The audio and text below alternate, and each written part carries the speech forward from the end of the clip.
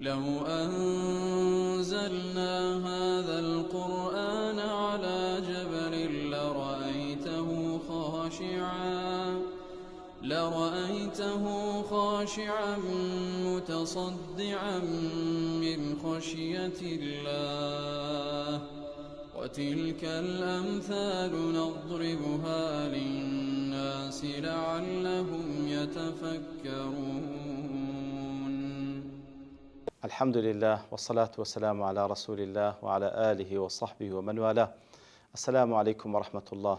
بەڕێزان خۆشحاڵم لەوانەی پەنجا لەوانەکانی تەفسیری قورئانی پیرۆز هات بێمەوە خزمەتتان بە مەبەستی ڕەزامەندی خوای گەورە و هیوادارم ئێوەی ئازیز سوودی لێوە بگرن. أعوذ بالله من الشيطان الرجيم بسم الله الرحمن الرحيم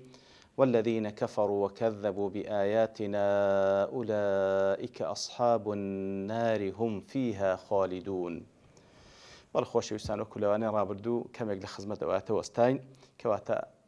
خوای گەورە سوبحانەوە وتعالە هیدایەت دەنێری لەسەر زمانی پێغەمبەرانی عەلەیهیمو الصەلاة وەسەلام. هەر کەسێک شوێنکەوتەی هیدایەتی خوای گەورە بی ئەوە فەلا خەوف عەلەیهیم وەلا هوم یەحزەنون، نەترسیان لەسەرە نەخەفەت لە ڕابردوویان دەخۆن لە بەرامبەردا. والذین کەفەڕوا وەکەذەبوا بئایاتینا، ئەوانەی کەوا کوفریان کرد و هەروەها ئاتەکانی خوای گەورەیان بە درۆزانی دەفەرمی ئەوانە یارانی جەهەنەمن. جا بەڕێزان دیارە لێرە و لە جێگای دیکەش خوای گەورە سوبحانەوە وتعالە باس لە کەسانشی کافر دەکە، ئەوانەی کە کوفر بە ئاتەکانی خوای گەورە دەکەن، ئاتەکان بە درۆ دەزانن. ئیتر وا چاکە کەوا کەمێک شارەزابین لە جۆرەکانی کوفر تاوەکو پێش هەموو شتێک خۆمان لێی بپارێزین و تاوەکو کەسانێکیش تێبگەین کەوا کوفرەکەیان ئەگەر کافر بن لە چ جۆرێکە و وەکو گوتمان تاوەکو بەواجبی خۆمان هەڵستین لە ئاگادارکردنەوەی خەڵکیش تاوەکو ئەو خەڵکە تووشی کوفر نێ و هەستیش پێنەکە. دیارە کوفر زانایان کردیتیانە چەند بەشێک. یەکەمیان کوفر الجحود والتەکذیب، واتە کوفری ئینکاریکردن و بە درۆزانین. ئەویشیان زانایان دەیکەنە چەند بەشێک، دەڵێن کوفری جحود و تەکذیب واتە ئینکاریکردن بە درۆزانین. جاری وا هەیە کەسێک واتە هەر لە دڵەوە کافرە، لە دڵەوە ئینکاری ئەو حەقەی دەکاتن، لە دڵەوە بە درۆی دەزانیتن. ئەو جاوەکو ابن القیم ڕەحمەتی خوای لێ دەڵێ ئەو نەوعەی کەوا لە دڵەوە کافرن دەڵێ ئەوانە کەمن، بەڵام زۆربەی زۆری جۆرەکانی دیکەنە. ئەویش ئەوەیە ئەگەرچی لە دڵەوەش کافر نییە بەڵام بە زمان کوفر دەردەبڕی و بەکار و کردەوەش کوفر دەردەبڕی، بەشکار و کردەوەش کوفر دەردەبڕی. أو جاوكو دلتن وذلك بكتمان الحق وعدم الانقياد له ظاهرا مع العلم به ومعرفته باطنا. كواتا أو حقي كوالا ضلوا هست بيدكا حقا آمادنية من الكذب لبوي بظاهري لقل أوش كوالا ضلوا درونو دزاني حقا وكو كفري جولك كان برانبر ببيغمبر صلى الله عليه وسلم كاتك واخواي قرد فرمي لسورة البقرة فلما جاءهم ما عرفوا كفروا به. آن پیش وقت باسیان دەکرد لە لای مشریکەکان کەوا پێغەمبەرێک دێ ئەوە مواصفاتەکانیتی ئەگەر هات ئێمە یەکەم کەسین ئیتیباعی دەکەین، بەڵام لە دوای ئەوەی کەوا هات لەبەر ئەوەی کە لە بەنی ئیسرائیل نەبوو دەشیان زانی ئەوە ڕەسوول اللهە فلما جاءهم ما عرفوا کە دەشیان زانی ئەوە كفروا به. كواتە لە دڵەوە دەیانزانی حەقە و بەڵام بەظاهر کوفریان کرد. وهروە لە سورة البقرة وإن فريقا منهم ليكتمون الحق وهم يعلمون. کۆمەڵێک لەوانە ئەو حەقەی کە پێیانە کەواتە لە حەق لە دڵ و دەروون دەزان ئەو حەقە بەڵام دەیشارنەوە لەگەڵەوەش کە دەزانن حەقە. جاءوك دل وذلك أن التكذيب لا يتحقق إلا ممن علم الحق فرده. كواتە التكذيب بدروزانين لكسانك دي تجي كوالا ضل دزاني أو حقا بلام بظاهر ردي دكاتوا. ولهذا نفى الله أن يكون تكذيب الكفار للرسول صلى الله عليه وسلم على الحقيقة والباطن وإنما باللسان فقط. لو يدل خوای گەورە دەربارەی کەسانێکەوە کوفر بە پێغەمبەر دەکەن صلی الله عليه وسلم، خوای گەورە دەفەرمی ئەو سبحانه وتعالى کە باس لەو کافران دەکا دەفەرمی لە دڵەوە دەزانن پێغەمبەر حەقە صلی الله عليه وسلم بەڵام بە ظاهر ئینکاری دەکەن وەکو لە سوورەتی الأنعام فإنهم لا يكذبونك ولكن الظالمين بآيات الله يجحدون. دەفەرمی ئەوان یا رسول الله ئەتوو بە درۆ نازانن چاک دەزان کە ئەتوو ڕەسوول الله بەڵام ئەو زاڵمانە ئەو مشریکانە کەسانێکن ئاەتەکانی خوا ئینکار دەکەن سبحانه وتعالى و هەروە دەربارەی فرعون و قەومەکەشی خوای گەورە دەفەرمێت لە سوورەتی النمل وجحدوا بها واستيقنتها أنفسهم ظلما وعلوا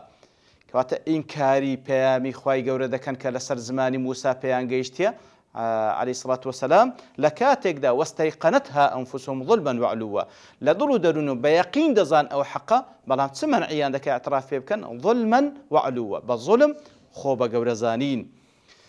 أويان كفر جحود التكذيب ضل ويلحق بهذا الكفر واتا وكم الحق كوعيني لقل أو كفر حساب ذكره أويش أويانا كفر استحلال واعتبر حلال زاني ما بس ليرداتيه فمن استحل ما علم من الشرع حرمته كواته أجر كسك تاك بزاني فلانشد لدين خواي جورا لدين خواي جورا حرامة بلام أو بحلال بزاني شتيك خواي جورا بحرامي دانا وكو ربا وكو هر تاواني شديكا بحرامي دانا كسك باش أوي كوازاني باش أوي كزاني ديني خواي جورا سبحانه وتعالى ديني خواي جورا فلانشتي بحرام دان أو بيتن بلي حلالة أو بيتن بلي حلالة لو حالتي فقد كذب الرسول صلى الله عليه وسلم فيما جاء به كواتا لو حالتي واتا ما دام فلانشت لديني خواي حرام أو بي حلال بي واتا بيغمبر بدرود الزاني صلى الله عليه وسلم لو وحيك واهنايتي ولا برانبرج دا وكذلك من حرم ما علم من الشرع حله وهروها كسك كواباز بزاني فلانشد لديني خواي حلالة أو بيتا بحرامي دابني قد غيبك طبعا أويشان عيني بهمان شيوة أو كفر استحلالي كرديو بي كافر دبي زوري دوم لزوركاني كفر الإعراض والاستكبار كفري بشتي كردنو خوبا قورزانين وكو كفر إبليس لعنة خوالدة كاتك وأخواي قول وصف لك على سورة البقرة إلا إبليس أبى واستكبر وكان من الكافرين كواتا إبليس امتنع وأتا آماده نبو فرمان خواد زي بزيبك وخوشي بقورزاني ويتر لكساني كافرة وهروها لسورة النور باس لكسانك دك هذا فرمي ويقولون آمنا بالله وبالرسول وأطعنا ثم يتولى فريق منهم من بعد ذلك وما أولئك بالمؤمنين تفرمي لا باسي كسانش منافق تفرمي وانا كساني كندلين إيمان من بخواهنا سبحانه وتعالى إيمان من بيغمبرك هنا صلى الله عليه وسلم وإطاعش ما كر باشان كومالك لوانا تولى دكن بشتي دكن أو زخوا يقول دفرمي أنا كسانك إيمان دار نين زاوكو دفرمي فنفى الإيمان عمن تولى عن العمل وإن كان أتى بالقول كواتخوا يقول لو أتدى نفي إيمان دكاته لكسانك كوا بشتي لعمل كردية واتا بشتي لهم أو كردوان كردية كخوا فرمان بي كردية أجر تي بزمانيش بلي أمن مسلمانم أقادار بين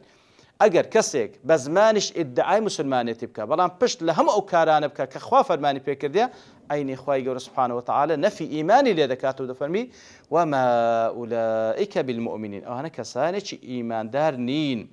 أو زاد الله فتبين أن كفر الإعراض هو كواتا كفر إعراض بشتكردن تسيا ترك الحق لا يتعلمه ولا يعمل به كواتا كسك واز الحق بيني حول ندا فيري بي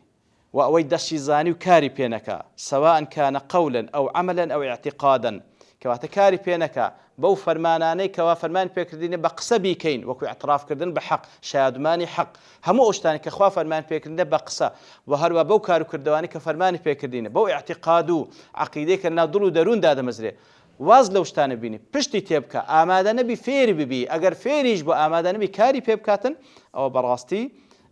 كفرة وكو خواهي يقول سورة الأحقاف والذين كفروا عما انذروا معرضون كساني كافر پشتیان لەو شتانە کردێکەوە خوای گەورە سوبحانە وتعالە بەهۆیەوە ترساندیتیانی کەوا نابی بیکەن ئەوان پشت لە فەرمانەکانی خوا دەکەن ئەوجا فمن أعرض عما جاء به الرسول هەر کەسێک پشتێ بکە لەوەی کە پێغەمبەر هینایەتی صلى الله عليه وسلم بالقول بقسە پشتێ بکە وەکو كمن قال لا أتبعه كوات هر کەسێک پشت لە فەرمانەکانی پێغەمبەر بکە صلی الله عليه وسلم لەو وحیەی لەو شریعەتی کەوا لەسەر زمانی پێغەمبەر هاتیە صلى الله عليه وسلم بقسە بتصريح بڵێ لا أتبعه من اتباعي أو ناكم كبيغمبر هناتي صلى الله عليه وسلم أو بالفعل يعني بفعل پشتی تێبکە كمن أعرض وهرب من سماع الحق الذي جاء به وەکو ئەو کەسەی ئەسڵەن هەڵبێ لەو حەقەی کە پێغەمبەر هینایەتی صلی الله عليه وسلم ئامادە نیە گوێشی لێ ڕابگری أو وضع إصبعيه في أذنيه حتى لا يسمع كواتا لو جێگای کە باسی دینی خوا بکرێ ئەو هەڵبێ ئامادە نیە گوێ لێ ڕابگری یان ئەگەر لەوێش بوو پەنجەی لە گوێەکانی بدێتن ئامادەم گوێ لێ ڕابگری أو سمعه لكنه أعرض بقلبه عن الإيمان به یان جۆی لێبوو بەڵام لە دڵەوە ئامادەنی ئیمانی پێبینی وبجوارحه عن العمل وآمادني بأندامكاني كردوا أنزام بداتن فقد كفر كفر إعراض أو كسا أو كفري كرده كفري بشتي كردن لديني خوا بنام أمده أو شوازي دوم شوازي سيم كفر النفاق كفر نفاق تيا وهو ما كان بعدم تصديق القلب وعمله مع الانقياد ظاهرا رئاء الناس كواتا كفر نفاق وكل باس منافقانش باس ما كان كسيك ظاهرا سربيتيناكا ظاهرا فەرمانەکانی خوا جێبەجێ بەڵام لە دڵ و دەروونەوە بەڕاستی نازانی لە دڵ و دەروونەوە ئیمانی پێنیە ئەوە کوفری نیفاقە وەکو معلومە یعنی گەورەی منافقان لە زمانی پێغەمبەر صلی الله عليه وسلم عبد الله ابن أبي سلول وهو باقي منافقي ديك ومن الناس ما يقول آمنا بالله وباليوم الآخر وما هم بمؤمنين أو أتانكوا لحق وان دابزي كفر يجي ديك كفر الشك والريبة شك وجمان أبيش كفره وهو التردد في اتباع الحق أو التردد في كونه حقا زاني خوشويستان يعني دوشتا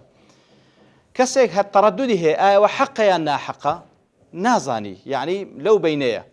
شكو جماني هي القرآن حق يا أو بيغمبر صلى الله عليه وسلم حق يا أصل الإيمان أو يقين بي أو ينشكه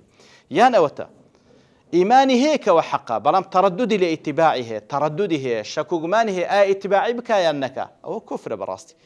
لأن المطلوب هو اليقين بأن ما جاء به الرسول صلى الله عليه وسلم حق لا مرية فيه